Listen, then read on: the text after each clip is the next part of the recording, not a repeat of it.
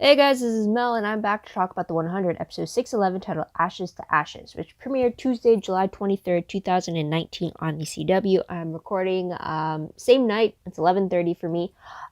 So huge spoiler alert. If you haven't seen the episode already, please go do so first, and then come back and see what I have to say about the episode. My other video reminders are up on screen, so take a moment to remind yourselves of those. Um, so I'm going to try to do this in 20 minutes. And let's start the clock. Let's begin with what happened in this episode. So first off, this episode was the directorial debut for Bob Morley, aka Bellamy. So that's a huge reminder right there as well. So that's something he did a really good job, I'd say, for this episode. I mean, you couldn't really tell that he was directing. It's not like if Bellamy was like just absent from the episode, he was still very prominent in it. But he did a really good job with what was presented storyline wise. So I'll leave it at that, and let's just talk about it right now. But timeline wise, it's a few hours since the end of 610. Bellamy said that Clark has been asleep for a few hours when we see them next, since the previous episode ended with Clark's return. Episode reminder, I'd say, would be devising a plan. It's pretty much on all sides. I guess a reminder could be the fact that this was Bob's episode that he directed, would be another one as well. Episode objective is pretty much, I'm going to be calling it Rescuing the Earthborns. It's a lot more the focus of where the episode is. And particularly, that's where I'm rooting for, regardless of that. So there's that. Storyline wise, though, I pretty much picked up on two major storylines, and the third one being like a bunch of subplot lines that are kind of interconnected with all the other ones. But the first one having to deal with the bone marrow transfer treatment, the second one being weaponizing a toxin, and then the third ones I'm titling side plots, side plots, either or. But first storyline particularly deals with Maddie being used as the bone marrow source that is being forcibly taken from her, probably because of the fact that she's actually a true host. I don't know why they don't use Russell, but I guess he didn't want to put himself in a vulnerable position like that. And I guess it was the way for our Earthborn characters to get Maddie into the lab so that it's quicker for them to do what they believe they need to do in regards to Raven finding the dark commander code. At least that's what I'm assuming, why they would allow Maddie to be put in that position to begin with. But anyways, that's not even the focus. But then they use Echo as a test subject for the new Nightborn serum through the bone marrow, and it looks like it took effect. So now she is a Nightblood as well. And the plan was that if Echo were to survive and become a Nightblood, she would be Simone's next host, so Russell's wife. It's just disturbing to think that, no. So anyways, second storyline with weaponizing a toxin. Bellamy comes up with the idea of, after finding out about the anomaly and how the Primes had found a way to weaponize the red toxin that is emitted from the red sun eclipse, Bellamy has the idea to use that toxin to create a bomb and set it off within the barrier as a distraction, to which they would need to lower the radiation barrier to get their people out. Clark and Gabriel want to modify that plan to make sure that it's to minimize the casualties in that. So they plan to kind of get the barrier down first before they infiltrate the Sanctum Village. So there's that. There's a lot of preparation to get that weapon set, and then also arguing over which version of the plan to go with. With the side storyline plots, we do see Miller and Gaia working together to escape in order to grab Becca's journal, which Raven needs in order to separate the Dark Commander code from the flame inside Maddie. So this leads them to Riker's workshop, which Echo is currently being held hostage in. So that ties in with number one. Side plot number two is Russell recruiting Murphy to retrieve Josephine, and he's using Anmori as leverage to force Murphy to do so. So this leads Murphy leading the group, the Sanctum Guards, in their search for Josephine, which they do find at Gabriel's hunt. So that does tie in with storyline number two at the very end. And also the children of Gabriel discover the truth about Gabriel being using Xavier as his host unwillingly for the last 10 years since he was brought back against his will 10 years ago by Eduardo. So that ties in with the second storyline as well. So there's that. Last moments of the episode show Clark, who's pretending to be Josephine. She returns to Russell and is told about the new bone marrow treatment idea and using Maddie to do so. And Clark is trying to keep things together and not react as Maddie's mom while also playing the ploy of Josephine.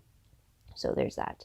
Let's move on to those characters very quickly. We do learn a lot more, or I guess a little more, depending on how you look at it, about Echo. We found out that her real name is actually Ash.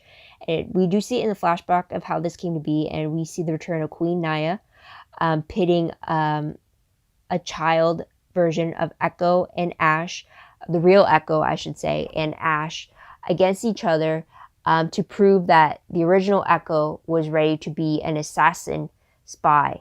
But in order to survive, Ash had killed the original Echo and took her place as a new Echo and as Queen Naya's new spy. So for all these years, she's been taking on the name of the girl she had killed to ensure her own survival. And that is something she confessed to Riker about, and she said that that's something she's never told anybody before. So that was like, wow. I mean, I gotta say, when the whole flashback thing happened, and it was the two girls, I originally did think that the light blonde of the two girls, I thought that was Echo because it looked more like her. But then when Queen Naya referred to the brunette as Echo, I was like, wait a minute, did I hear that right? Did I refer to her properly? And then she called the blonde Ash, and I'm like, wait, that didn't fit with me at all. And then to find out that it was actually the Echo we know was really Ash, and then she took on the name Echo, it's like that. I guess I would say like that's a shocker there. So I'll leave it at that. But that was quite a reveal right there too. But to have Echo live with that deep-seated memory is like, wow. So yeah, that was something there. Riker, we also see him struggling with doing what's right and doing what's right for his family.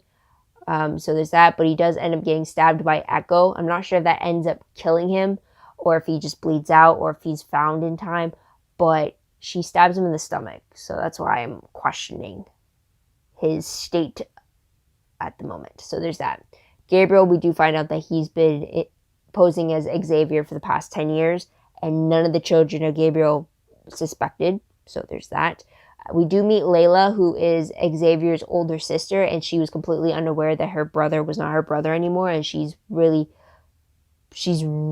torn up about it and kind of like wants revenge, and she kind of wants to get justice for her brother being taken from her. So we do meet her there. We also meet Nelson. He's one of the children of Gabriel, and he seemed to be like one of the leaders, or at least he seems to be like the commanding officer of the group that we saw in this episode. I don't know what his official title is, but that's the gist I got of it. Also with Maddie, we do see her struggling against the Dark Commander. When it's just Maddie in real life, we get her being a lot more aggressive. But then when it's her inside the flame, actually physically talking to the Commander, you do see her struggling a little more and trying to fight him. But then he kind of argues, like, he tries to reason with her, or at least lay out his plans for her in a way that makes it seem viable for Maddie. So it's like he's in her corner, and then getting her to comply a little more easily. So there's that. But we also do see with the Dark Commander, we actually see him completely unveiled, like without the hood kind of shrouding a part of him. So we do see that he has blonde hair, braids, has a few rings in the braids as well. He has massive scarring on his face. He's missing an eye, I believe. He definitely pulls the part of being like a menacing appearance-wise, but I could go with him talking a little more clearly, because the throatiness of it, while creepy, got a little hard to understand at times. But he does give off the whole, no wonder he is titled the Dark Commander, the Sheheda of it all. So there's that. But moving on to tidbits, we do get confirmation from Bellamy that Josephine's mind drive is empty. She is no more. Even to the point of Gabriel suggesting that they put the empty drive back in Clark to sell the story that that she can be Josephine, like pretend to be Josephine. So there's that. We do see Murphy speaking Trigdisalic, or the Grounder language, to Echo to relay their plans of trying to get to Becca's journal to help Maddie and kind of save it all. I don't know why, but I think this is the first time we actually see Murphy speak the language, and I don't know why I thought he wouldn't know the language, considering that he was dating Amori. I just always assumed that it made more sense that Bellamy knew the language because he was dating Echo, and they've had 6 years to learn the language. But I don't know why I didn't think the same thing for Murphy. But we do see him for the first time speaking it, I believe. So there's that. We do hear mentions of Jordan recovering and being tended to by Priya herself as a thank you for him trying to save her. But he's not shown. Both of them aren't shown in any ways. And also not shown is the fact that Raven, Abby, and Amori aren't shown as well. They are mentioned. Amori is brought up when Russell is using her against Murphy. We do see Jackson calling out to Abby for help against Maddie at the very beginning. Raven, I don't think she's mentioned about needing to get the journal to her, but again, her whereabouts aren't mentioned at all as well. We also see Octavia claiming that Diosa is dead when she tells Bellamy about the anomaly. And then also we find out that when the Primes originally arrived to Sanctum over 200 years ago, they had arrived with 1,000 embryos with them. And Gabriel had destroyed them years before when he escaped the Primes, and that's kind of why they're so scarce now. So that's something there. But that's a lot. That's a lot to come with. But I guess if there were supposed to be scavenging parties first before they came, and then if it was good to settle, then have the embryos start new life and stuff like that, I guess that makes sense. But yeah, there's that. Let's move on to ship status very quickly. Bellamy and Clark, for sure. We do see him apologizing to her about not being able to protect her when it became aware that she could be a threat, or she could be a target now that it was discovered that she was a Nightblood. So he's trying to apologize. She tells him it's not his fault. He made it up by saving her, type of thing. Like, there's that. With Miller and Gaia, I got a sense that there was something more to their dynamic when they were talking about defying orders from their commanders, about how forgiving mistakes is what needs to be done, and stuff like that. It's just the way it was delivered. It felt something more. Like, definitely not relationship wise, but it just felt like there was more to their dynamic. Like, maybe they weren't just two commanding officers or something like that, or maybe they just weren't two soldiers or two partners or something. Like, maybe there was actual friendship there towards it. But it was very interesting to see the two of them interacting like that and just really getting close the way they did, because I wasn't expecting it for sure, but it definitely gave me the impression that there is more history between them than the superficial tidbits that I know about them, if that makes sense. So there's that. And then Bellamy and Octavia, we do see them have a long overdue conversation, which I will bring up in a moment. But lots of things are said. Whether or not it's the first step for them is something we'll have to see. So there's that. So let's move on to the most shocking moment of the episode. I did mention it when I was talking about Echo's backstory. I believe her finding out that she wasn't actually the original Echo was a shocker, and to have it happen so young in her story was just like, wow. And here's a question now that just came to me. Did this flashback happen before or after what happened to her parents? I think it's after what happened to her parents, because I think, if I remember correctly, when she told Bellamy in 604, I believe, was that Queen Naya was the one who found Echo after her parents died. I'm not sure. I have to go back. But that was just a question that came up right now. Otherwise, if it wasn't for Echo's backstory, I probably would have said Echo stabbing Riker would have been my shocking moment. But that was part of the promo, so I was kind of already waiting for that to happen and kind of like wondering how and when it would take place.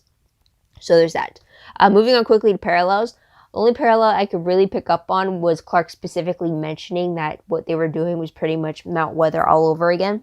Like the fact that she actually brought that parallel up was something right to those, something in that regards. So that's something there.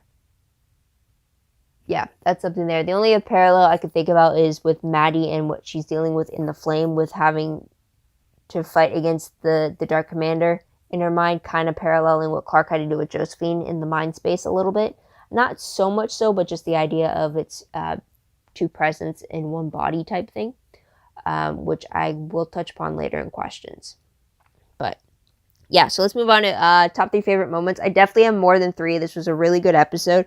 The first one, though, has to be between Bellamy and Octavia. The fact that cave confession between them specifically, or I guess her confession and apology to him in the cave, was definitely very emotionally charged. This was the moment where we have the reclaiming of the sibling title, where she apologizes and pretty much I guess reclaims everything she's done and acknowledges that and tries to show him that like that I have changed. I've come to realize like what I've done, and it's stuff I have to deal with and like I will have to struggle with. But like mainly she wants him to recognize her as his sister again. And eventually he does. He just says it differently. You're my sister, but you're not my responsibility anymore. And I think that's a huge thing for Bellamy, because for the longest time it's always been my sister, my responsibility for him. And it seems like that's something she can accept as long as like he's acknowledged her as being family once again. And then also she believes that the anomaly allowed for her to return was because of Bellamy. And I really want to go more into that, hopefully, in the show when it comes to that, because Gabriel made a whole speech to Bellamy about how Octavia is special, the fact that she was able to survive a trip to the anomaly and return. And then Octavia kind of mentioned something about how, like, she went in being lost, and then, like, she came back and, like, things were clearer for her, and, like, she knows why she was brought back. I want to know what the true message was with that. Like, she claims that it was because of Bellamy, and I want to know what she found out in order to get to that conclusion. But it was very emotionally packed. It was a beautiful setting to have that scene happen in the lit cave, as it were. And it was just like, it's something that's been a long waited for them, for sure. So I'm glad for that. Another favorite I did have was Bellamy and Clark. His worry for her being at the forefront of his mind was great. Her reassuring him many times that like she can do more, that her pretending to be Josephine is something that would benefit them, and he's telling her like he doesn't want to risk it type of thing. But then like to have like also them doing callbacks to the fact that what they're doing is to be better, to do what they promised Monty that they would do. And also just to like also callbacks to the fact that like he didn't want her to risk her life if it wasn't necessary, and she's calling back like that's usually what makes it work for them type of thing.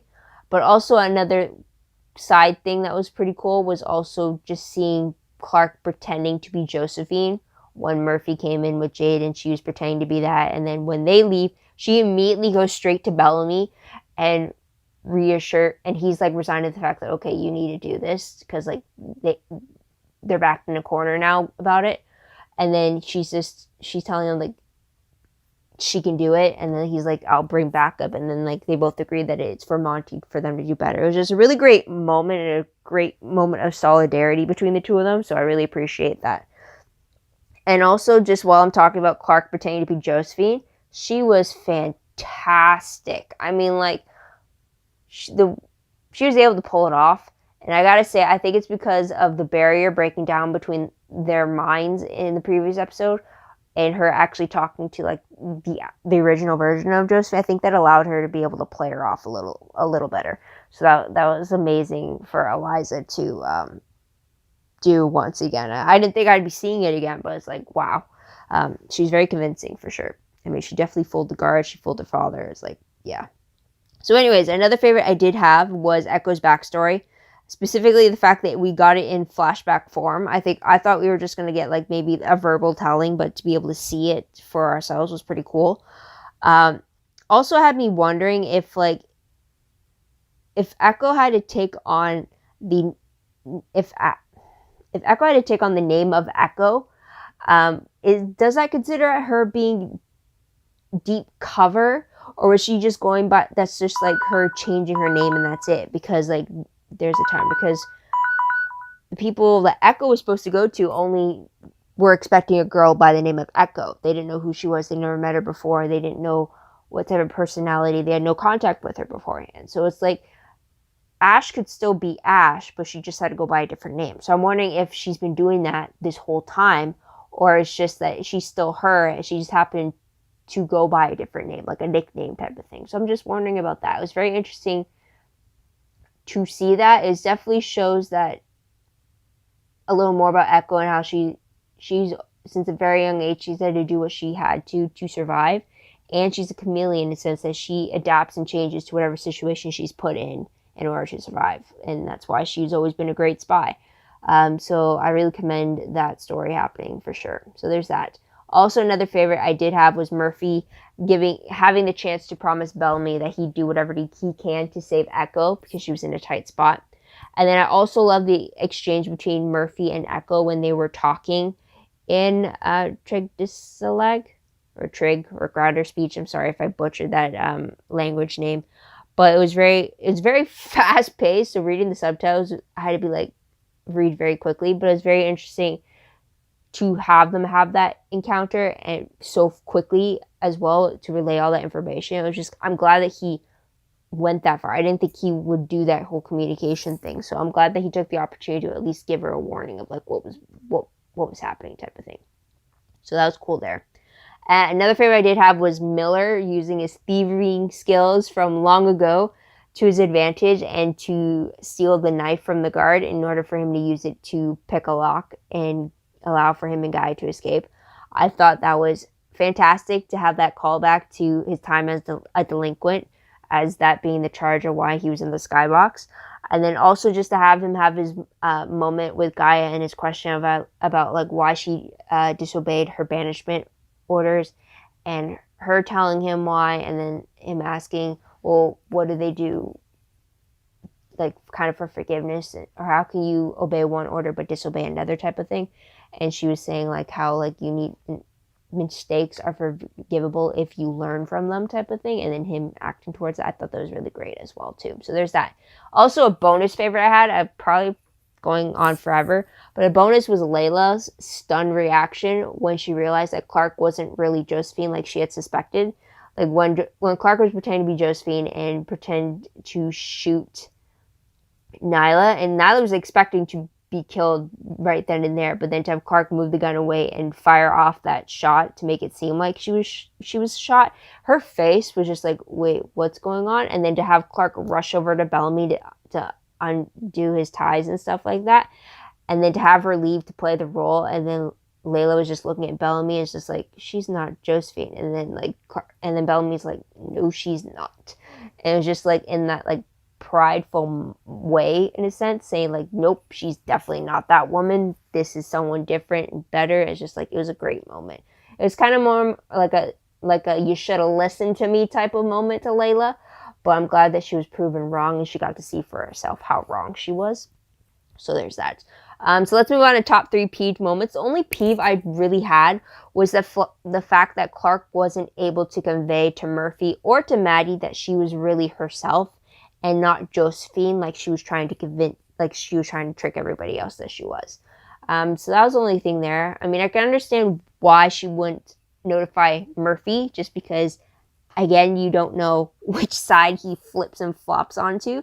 But I wish she kind of did it to Maddie, but then, I guess if her outrage wouldn't have been convincing otherwise, but still, I wish she would have had the chance to give Maddie some peace of mind and let her know that, no, I'm alive, but, hang in there, we'll get you out type of thing.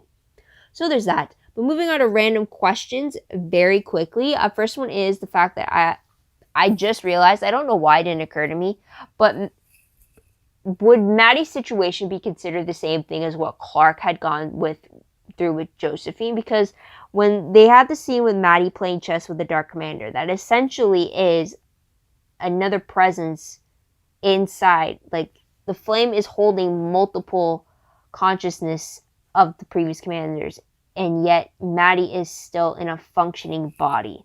So I'm wondering, is it the flame that is, like, is the flame made differently so that it allows for Maddie's body to process all that? Because, like, we saw firsthand that two minds in one body are not sustainable, especially when we saw it with Clark and Josephine. So does that mean Maddie's situation specifically is very different? Or are we expected to see her body breaking down because of the flame? Even though the commanders previously didn't have to deal with that. I'm just wondering, like, what's the difference there? Is it specifically the flame itself is very different from the mind drives? Or what have you? That's something there. I didn't realize why I hadn't put the two together until now. But there's that. And another question I did have was, how was Murphy, Jade, and the other Sanctum guards able to find Gabriel's little hut? I mean, was that place always on the radar of the guards, or was it just like them going through the woods and following a trail there, or is like what? Like, how were they able to find him? Because I thought it was like some off the grid place that had all this stuff. So that's a question there. And that is about it. So let's move on to predictions very quickly. Sorry, it's like almost midnight for me right now. But based off the promo for 6/12, I saw Sanctum being infiltrated. We got graffitis reading false gods on some walls. I did see Maddie making threats to kill everyone, but it definitely looked like a chaotic mess was happening. So there's that.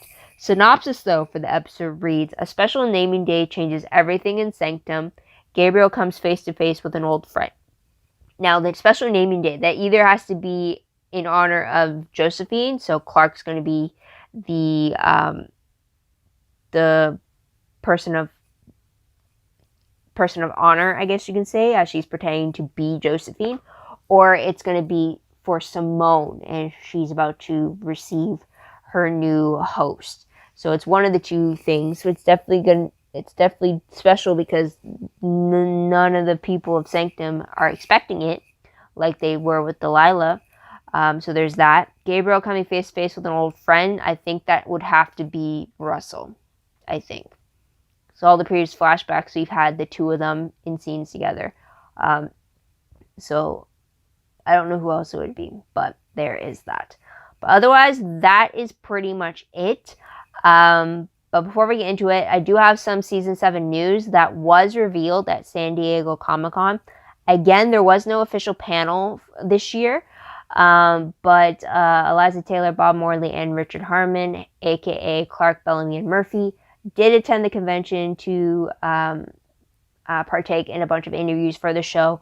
A lot of it was talks about like the remainder of season 6 or the upcoming episode, which was this episode. So there's a lot of talks about that. But specifically, I watched the interview done by Entertainment Tonight. And this is the episode, or not the episode, this is the interview where Eliza and Bob both confirmed that they will be directing an episode each in season 7.